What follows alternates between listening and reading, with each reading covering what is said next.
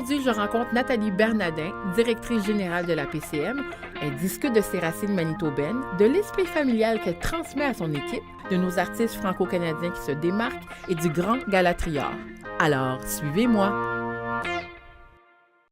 Bonjour Nathalie. Salut. Ça va bien? Ça va très bien. Oui, ça va très bien, je sais, parce que tu es la directrice de l'APCM, de l'Association professionnelle de la chanson et de la musique.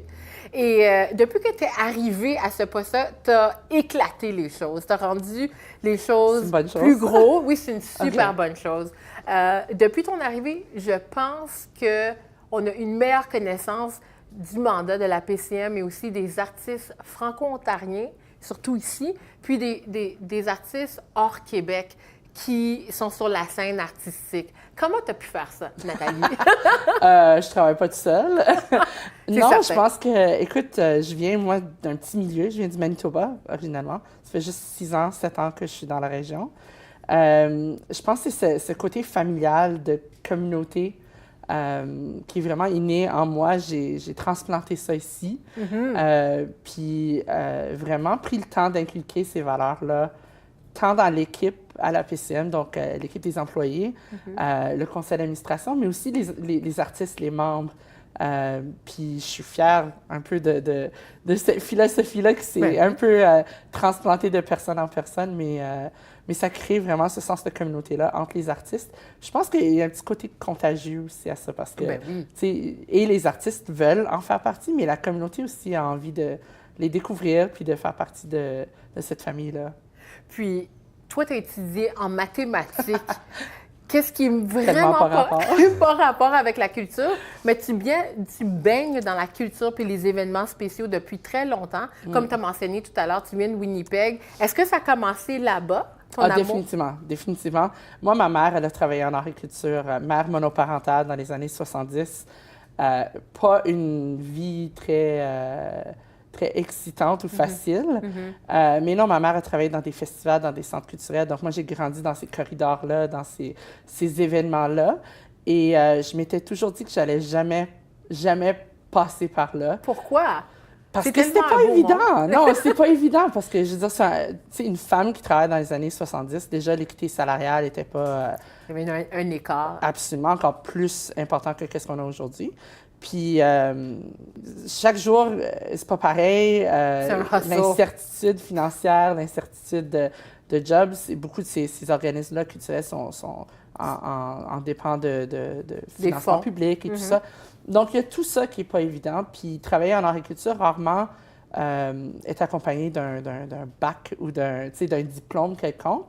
Donc, il y a aussi le niveau d'éducation qui est pas évident quand tu commences à travailler dans ce domaine-là, puis tu n'as pas quelque chose sur lequel retomber. Oui. Alors, c'est pour ça que tu as étudié en mathématiques? Donc, je pensais que j'allais être prof d'école. Je suis allée avec un premier BA, j'ai une majeure en maths. Je m'étais dit, OK, je vais prendre un break. Je vais prendre un break, je vais faire de l'argent pour pouvoir repayer mon prochain, mon BEd, genre, pour aller finalement en éducation.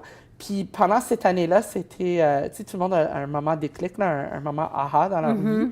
Moi, ça a été cette année-là. Je travaillais, je faisais du home care, là. Je travaillais dans soins à domicile pendant quelques mois. Je faisais de la bonne argent, donc c'était congruent avec le fait de vouloir repayer mes études, tout ça. C'est ça. Mais, ça allait être ton plan. Mais c'est ça, mais je travaillais en anglais. Je devais travailler avec des clients en français, mais je travaillais uniquement en anglais. Puis ça a commencé à vraiment me taper sur les nerfs après quelques mois.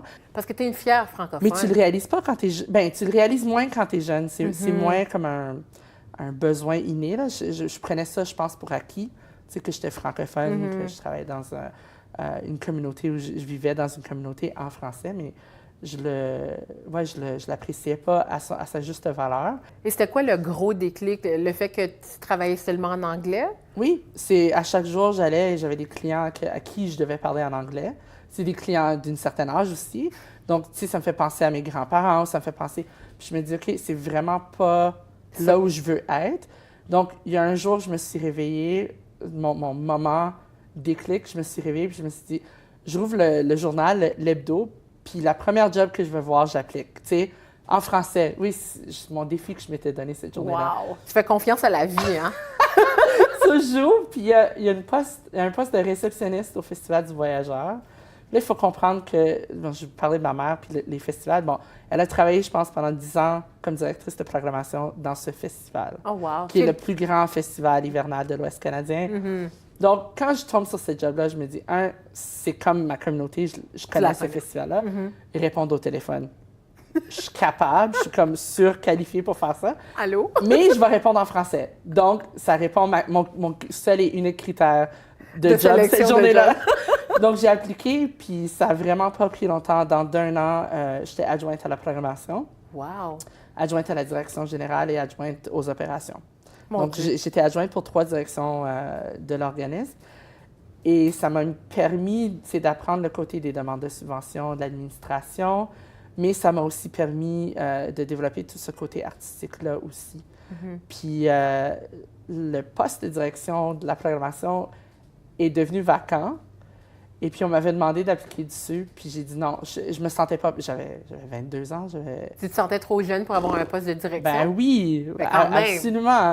Donc j'ai dit non. Puis il y a un de mes mentors qui venait d'un autre festival, le festival folk de Winnipeg, que j'adorais, Pierre Guérin, qui est toujours d'ailleurs dans le domaine des communications, tout ça. Donc, Pierre a accepté le poste de programmation pendant 1 an, mais en tout cas, là, il m'en parle maintenant, hein, c'est comme plusieurs années plus tard, mais c'est ça, il a travaillé pendant 1 an, mais il m'a passé beaucoup de connaissances, puis il a été un mentor extraordinaire, et il est parti 1 an après, puis il a dit « OK, now's your turn ». C'est ton tour. Yeah. Donc là, à 23 ans, j'étais comme « All right, now or never, là, je vais le faire, puis on verra, je fais confiance à la vie ». Puis je l'ai fait, puis j'étais là 7 ans. 7 ans. Yeah. Puis ça t'a préparé pour venir à Ottawa parce que tu as quitté ton patelin pour prendre le poste à Ottawa, oui, évidemment. Et tu connaissais rien d'Ottawa, hein, à part que c'est la capitale nationale. En fait, Ottawa, moi, j'ai été impliquée longtemps dans le mouvement jeunesse avec le Conseil jeunesse provincial au Manitoba. Donc, ça m'apportait souvent à Ottawa parce que la Fédération de la jeunesse canadienne-française est basée ici. Oui. Et même dans le domaine culturel, il y a la Fédération de la culture canadienne-française qui est ici. Donc, je venais souvent pour des rencontres nationales à Ottawa, mais c'était toujours vivre et puis venir visiter. C'est deux choses différentes. Donc, mais mettons, c'est une place où, si tu demandes à mes amis, à ma famille, peut-être pendant les 10 dernières années, ils ont dit « Tu vas déménager à Ottawa, toi, un jour, tu vas déménager à Ottawa. » Donc, c'était comme pressenti que j'allais aboutir ici à un moment donné. Moi, j'ai appris à te connaître à travers les médias sociaux parce que j'ai su que tu étais la directrice puis tu bougeais les choses. Et la PCM nous fait vivre la culture et la musique franco-ontarienne. Quels sont les artistes, selon toi, que la PCM a aidé au cours des années? Vous en aidez plusieurs, beaucoup plus que je pense que depuis que tu es arrivé, mais qui tu penses qui brille beaucoup plus depuis ta venue? Ben, ouais, j'aime pas qu'on remette ça sur que la PCM. Mais sur ton équipe. Oui, mais je pense qu'on parle beaucoup de responsabilités partagées à la PCM. Donc, tu sais, je peux parler des artistes qui brillent beaucoup plus fort, mais je dirais pas, c'est pas que à cause de la PCM, l'équipe ou moi. C'est vraiment ces artistes aussi que de leur côté travaillent très fort. Très fort. Je pense à Yao, je pense à Mehdi, par exemple, avec... on gère toute une stratégie de promotion à l'international, mais qui rayonne comme pas possible le côté du Grand Lac, qu'on appelle l'océan Atlantique. Donc, non, je pense que les artistes qui travaillent d'autant plus fort, la PCM est juste ça pour comme rehausser ou remettre en évidence le travail qu'ils font. Je pense à Céleste aussi, tu sais, qui a pris énormément... Céleste qui est un exemple très cool quand on parle d'artistes qui ont passé par la PCM, si tu veux, parce qu'elle a fait Quand ça nous chante, qui est le festival en milieu scolaire. Elle a fait Ontario Pop, la dernière édition, en fait, d'Ontario Pop. Avant de devenir Rond-Point. C'est ça. Et puis, tu sais, après, on la revoit sur les planches de La Voix. On la voit en première partie de Cabrel, qui est quand même, hein, c'est quelque chose. C'est quelque chose. Et puis, qu'on va sûrement revoir au Gala des Prix Triard en 2017. Donc, c'est un excellent exemple d'artiste qui a vraiment passé par tout le filon de la PCM parce que c'est pas juste les artistes qui sont professionnels puis qui ont quelque chose à offrir, c'est vraiment le développement de l'artiste, mais du début à la portée à être professionnel. Oui. Puis, Tu mentionnes ça, puis il y a des gens qui nous écoutent qui ont des aspirations de devenir un artiste. Comment la PCM peut les appuyer dans cette démarche artistique? Bien, ça dépend où ils sont rendus dans leur développement. Mais la PCM, on se base beaucoup sur ce qu'on appelle la chaîne artistique.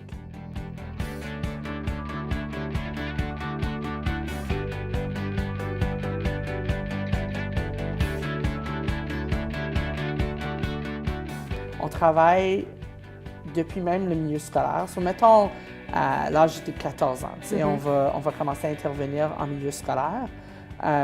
Mon souhait, c'est que ces gens-là puissent être des véritables mentors dans leur communauté parce que c'est là où on sent le vrai impact.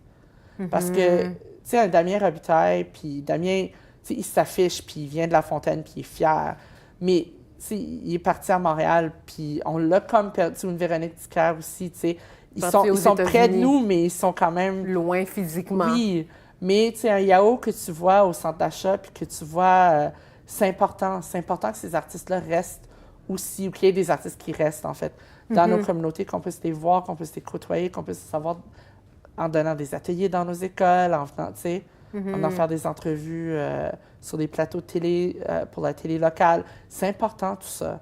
Parce que c'est des modèles, que c'est possible de vivre de son art. Puis en parlant de ça, tu as mentionné Steph Paquette, tu as parlé de Michel Bénac, de Yao. Puis dernièrement, sur les médias sociaux, on a pu voir que la PCM est partie à Paris. À Paris, comme une délégation en France. C'était quoi ce gros projet-là? Mais en fait, ça fait 3 ans que la PCM... pour ceux et celles qui ne sont pas au courant, le gouvernement de l'Ontario, 3 ans passés, 4 ans passés presque maintenant, a créé un nouveau fonds qui, justement, soutient le développement de la musique en Ontario. Wouhou! Oui, et les francophones en font partie, donc c'est une bonne chose. Donc, on a développé cette stratégie Réseau Ontario, la PCM et l'Alliance nationale de l'industrie musicale qui représente les entreprises. Une stratégie de promotion à l'international qui s'appelle Musique francophone de l'Ontario. Donc, on travaille sur certains marchés, entre autres la France en est un important pour nous. Et d'ailleurs, en janvier passé, on était là avec une vitrine importante pour Midi sur le biannuel du spectacle. Pourquoi Midi Kayenkob?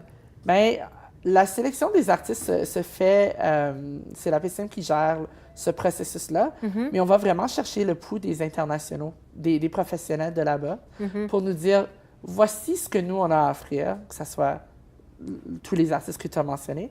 Dites-nous là-dedans, y en a-tu qui se démarquent et qui pourraient marcher sur votre marché, votre territoire?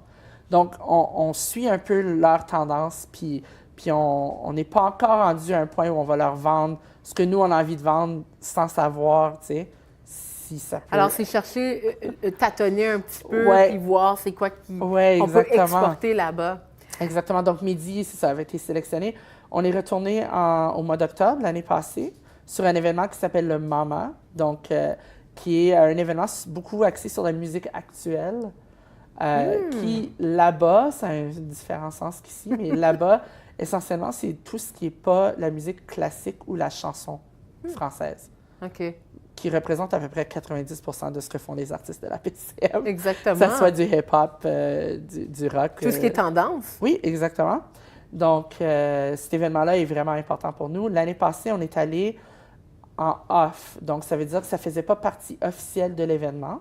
Ça veut dire qu'on est en compétition avec l'événement. Donc, c'est pas évident. Ça fait pas beaucoup des amis, tu sais, au niveau de l'organisation de l'événement.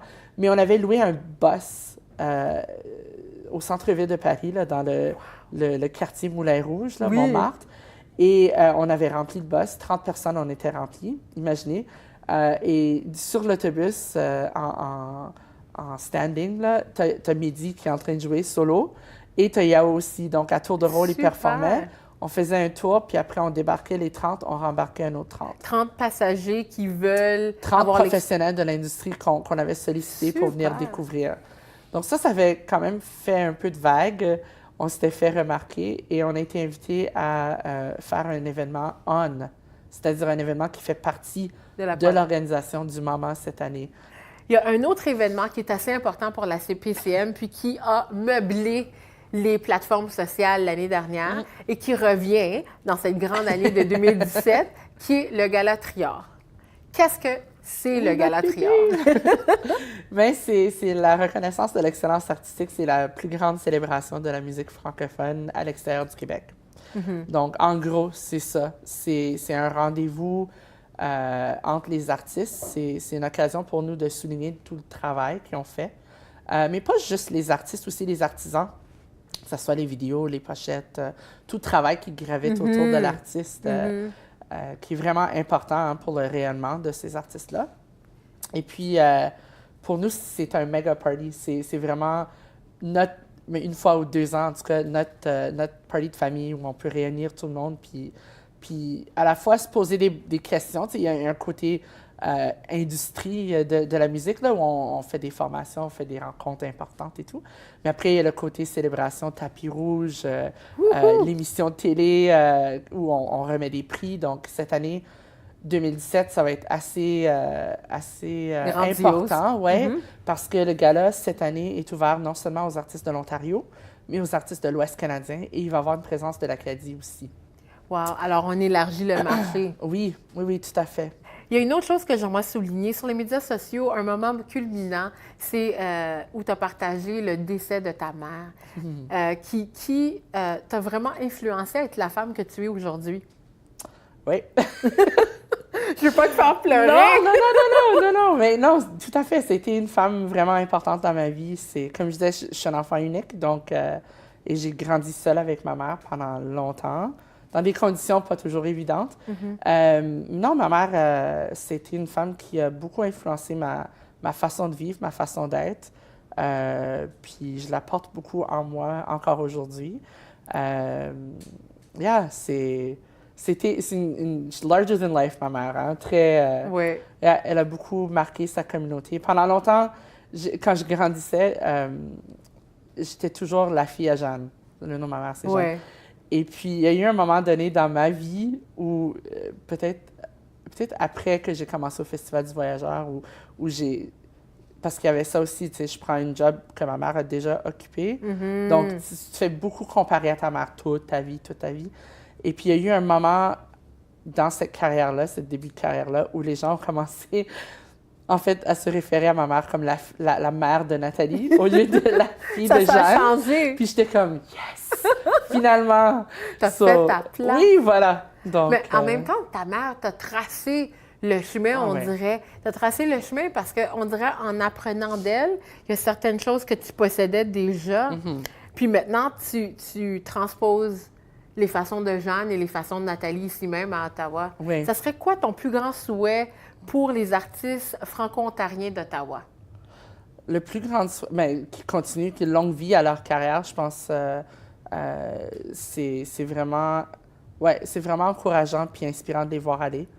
Puis le fait de pouvoir contribuer même un petit minime partie, à ce succès-là, je pense que c'est gratifiant à mes yeux, là. Et puis, je pense que c'est de voir ces carrières-là continuer à grandir puis fleurir. On te voit sur les médias sociaux en train de faire des road trips avec tous tes j'adore artistes. les road trips. Puis, je sens que tu as un petit côté maman. Tu sais, tu couvres, puis en même temps, tu éduques et sensibilises tes artistes. Est-ce que c'est quelque chose que ta mère t'a transmise ou c'est quelque chose que tu as vécu parce que tu dis que tu as plus qu'une maman? Oui, j'en ai 3. Ouais. T'en as 3. Ouais.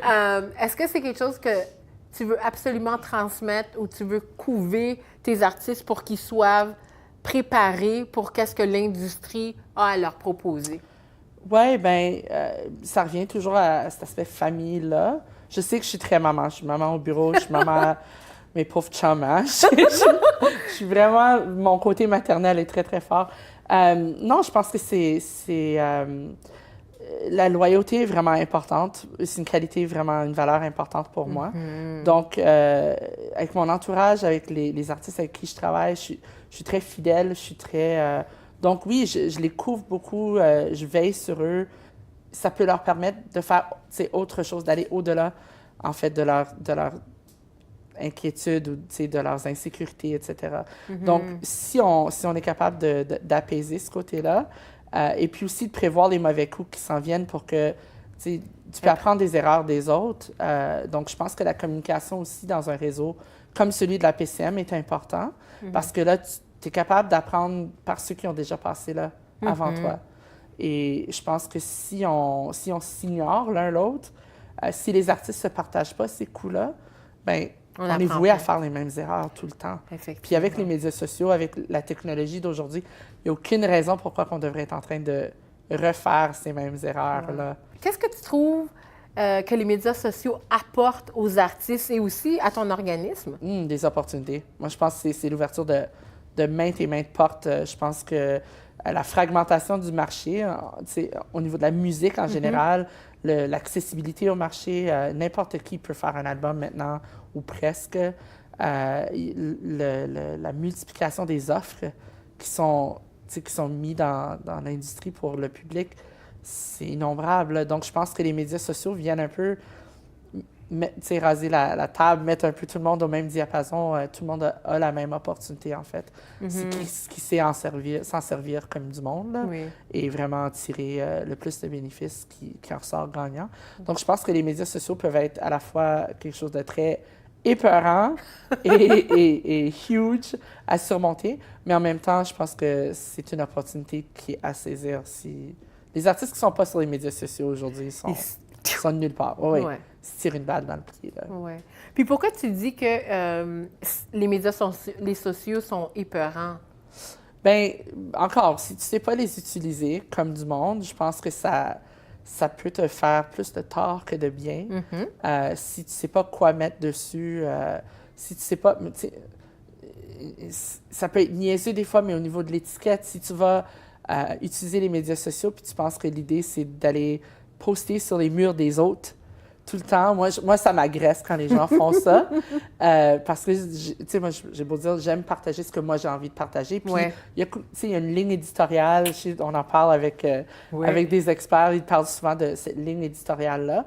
Bien, c'est important que si je partage quelque chose, c'est que moi, j'ai envie de le partager. Puis, quand quelqu'un dans mon réseau le lit, il dit, bien, si Nat partage ça, c'est parce que ça veut dire quelque chose ou elle l'endosse. Donc, mais quand toi, tu viens pour y aller, mon espace, c'est vraiment, je le prends de façon agressive. Donc, c'est ça. Puis je pense que, là, dans ce cas-là, je unfriend cette personne-là. Voilà, donc c'est pour ça que je dis ça peut faire plus de tort que de bien.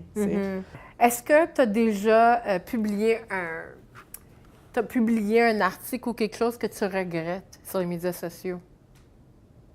Je regrette pas beaucoup de choses dans la vie. Ah, c'est bon. I don't. Sûrement des trucs où j'ai fait je savais pas si j'aurais dû, mais je l'assume. Je l'assume. Je pense que j'ai déjà partagé des choses qui m'ont apporté... Non, pas nuit encore, parce que je l'assume, mais qui m'ont sorti de ma zone de confort. Comme quoi? Qui fait comme... Je me rappelle, ça faisait pas longtemps que j'étais à la PCM, et puis... On m'avait passé en entrevue, c'était par rapport à Unique FM.